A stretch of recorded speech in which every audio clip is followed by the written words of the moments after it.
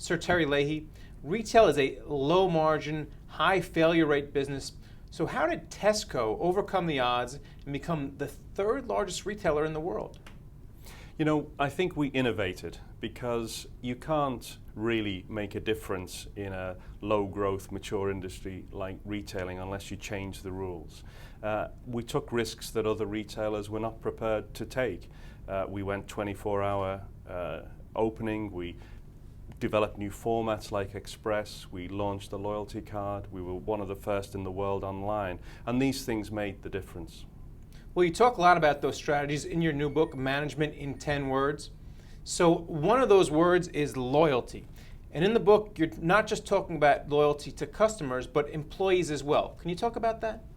Yeah, you know, loyalty really is what benefit do you create for somebody, and in return for the benefit you give them, they will repay you with their loyalty. You engage them. Most of all, it matters with customers, but it also matters with other stakeholders like employees, indeed like shareholders. If you create something worthwhile for them, they'll reward you. Another word that you highlight in your book is compete. How do you compete against the likes of Walmart, a true juggernaut in the industry?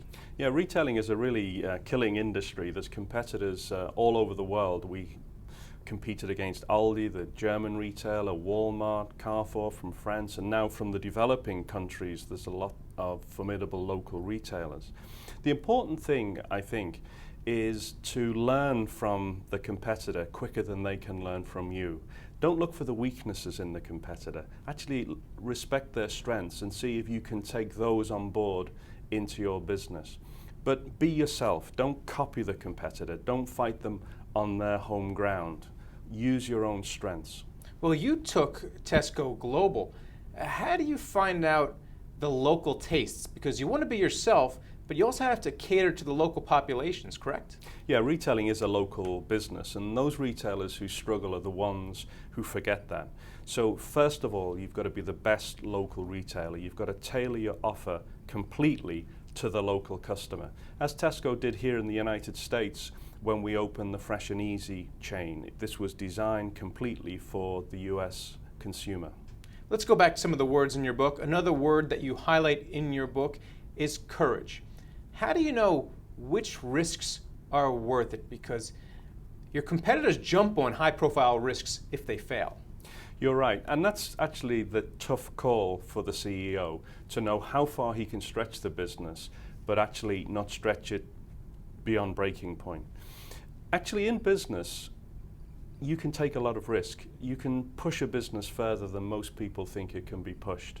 And most risks don't really hurt you too much. There's only a few things that you know will really break the business. So generally speaking, you can push a business hard, but you as the CEO, you've got the responsibility to know where the boundaries are. Another chapter that I thought was interesting in the book dealt with the word act. And in that chapter, you talked about Tesco.com. So how has internet retailing affected traditional retailing, and what do you think is the future?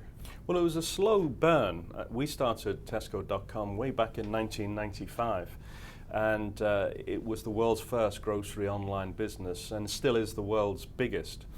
Things didn't change much for 5, 6, 7 years, but now e-commerce is really taking off and it's changing retailing all over the world. Developing countries like China are going straight to e-commerce.